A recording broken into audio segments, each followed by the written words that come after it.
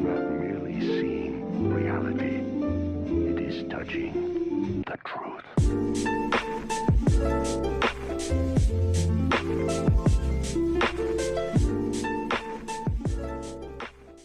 What's going on, everyone? Welcome back to Chronic Gamer. My name is Matt, and this is my final thoughts and redirect for episodes 1, 2, and 3 of The Legend of Korra. Really excited for this. This is a series that I had been planning for probably at least 6 months, if not longer. I don't remember exactly when I decided that I was going to react to this one way or another.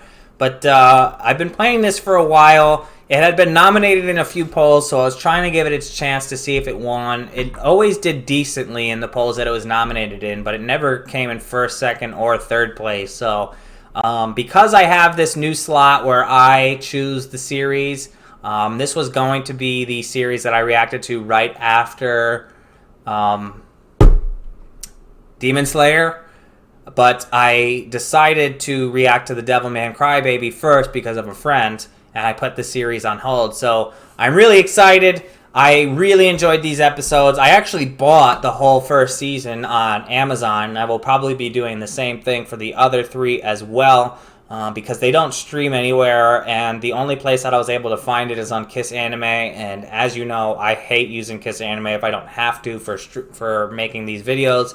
So I decided to just go ahead and buy it. It wasn't a big deal, and now I get to watch it in full HD, and have a lot of cool features with Amazon that allows me to see who the VAs are and whatnot. Speaking of the VAs, I'm so surprised to see some anime VAs in here. I guess I shouldn't be, but I always I haven't watched Western cartoons in I don't know how long, and I'm including adult cartoons as well, but especially ones that came out on Nickelodeon. It's probably been over 10 years since I've watched a Western cartoon or a Nickelodeon-made cartoon. So that's how this one fell through the cracks. I just didn't know it existed until recently, and I found out that a lot of people like it more than the original series. I don't know if I personally would be one of those people, but I am enjoying the hell out of it so far. That's for damn sure. I mean, the animation and artwork is top notch for anything that I've seen in a Western cartoon. I mean, obviously besides animated movies, professionally animated movies, but just regular TV shows that came out on Cartoon Network and Nickelodeon when I was watching them were not this good. So I was under the impression that with regular animated television, Japan was ahead of us, but perhaps that's not the case. I mean, I don't know, when did this series come out? I don't know when this series came out, but they had amazing animation in this. I don't know if it was as fluid as stuff that I've seen in anime, but it was really good. I mean, even compared to The Last Airbender, the martial arts and just the way the characters look and move in this world is so much more fluid than it was in the original, if I'm remembering correctly, that is. Like I said, it's been a few years, but I don't remember seeing anything like this when I was a kid. Anything on Cartoon Network or Nickelodeon when I was watching it. And I didn't watch things like Toonami or anything. I wasn't a huge Cartoon Network person. If I watched Cartoon Network, it was here and there. So I didn't watch Toonami. I didn't see all these animes when they came out. I know I missed it. I don't know how, because I had friends who watched it, and I actually made fun of them for watching that kind of thing. But I guess I was the one that was wrong, because I should have just stayed watching Nickelodeon, because this would have been awesome. But I'm glad that I didn't get to see it, because now I get to react to it with everybody. But I am really enjoying this. Korra is way ahead of Aang was at this point. I mean, she was able to perform 3 out of the 4 bending techniques before she was even declared the Avatar by the people of Republic City.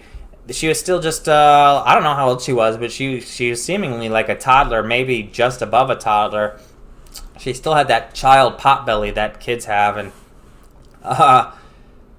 she was able to perform all those moves. And this world. I'm just fascinated by this. This is not how I remember Avatar. Avatar: The Last Airbender was like old timey Chinese. If I'm pretty sure, like it had like that old timey Chinese feel. I mean, they had some industrial stuff, like the Fire Nation had those metal ships and whatnot, but everything still seemed like it was significantly in the past. And now I feel like we're in like the early 1900s. We got New York practically in Republic City with a statue of Aang that looks like the Statue of Liberty, and I mean, even the island itself looked like Manhattan. But this is really cool to see all of this new technology and industrialization going on in this series. And it's brought a whole new aspect to the show with politics that I just wasn't expecting. I mean, we had some politics in the first one, but I mean, it was a kid and he was fighting against evil fire ruler who wanted to show the ways of the world. He wanted to, I think, what was it exactly? I forget. I think they were trying to like show everyone that the way of the Fire Nation was the way of the world, and that's why they started this war against everybody. But it still had such an old timey feeling to it that I didn't really feel like, other than like the blimps and the ships, I didn't really feel like they had a whole lot of technology. But now, I mean, they're driving around in cars, they got electricity, they got buildings. I guess they can have all these things because of all of the new techniques that were discovered, like the electric bending and the metal bending that was discovered in the original series. Now they're able to incorporate these into their technologies and stuff, and I think that's really cool. Like, they have a sport that has we would have never seen a firebender cohorting with a waterbender and a earthbender, except for Zuko and maybe Iroh. But other than them, like, the whole Fire Nation was feared and nobody wanted to go near any firebenders. Now we're all working together on a sports team for this. I don't know the name of that sport, but it was kind of like a cross between dodgeball and, I don't know, sumo. I don't know, but anyway, the point of it was to knock them off out of the ring and into the water using their bending, and this has been really good so far. I really like the voice acting. I like the voice actors. J.K. Simmons is one of the biggest surprises, as well as Steve Bloom. I don't really know any of the others except for that other dude. I forget his name already, but the guy who was voicing, I don't know. You know who I'm talking about. I just pointed him out. But anyways, this is going to be a great story. I mean, the non-benders, at least the people who follow Amon, are mentioning that they feel oppressed by the benders. I don't know how that could have happened under Aang's rule. Maybe it happened after he passed. I mean, if it's true that Korra is born immediately after his passing, she seems to be around 16, if I'm guessing. I don't know if she's mentioned her age. I don't remember if she did, but she seems to be around 16 years old. So I would say that Aang's probably been gone for 16 years, and who knows what could happen in 16 years. I guess a lot of corruption could happen. So it could be recent that all of this stuff's going on, that Mon and them rose up since Avatar Aang's gone.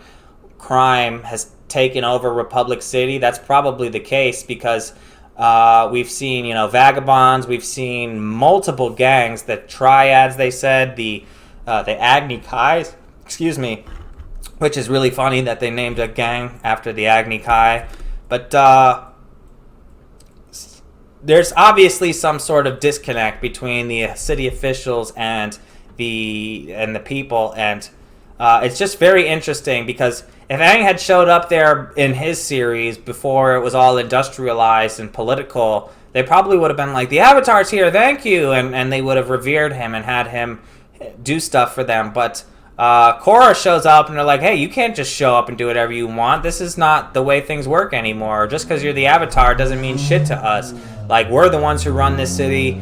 You can't just come in here giving your vigilante justice.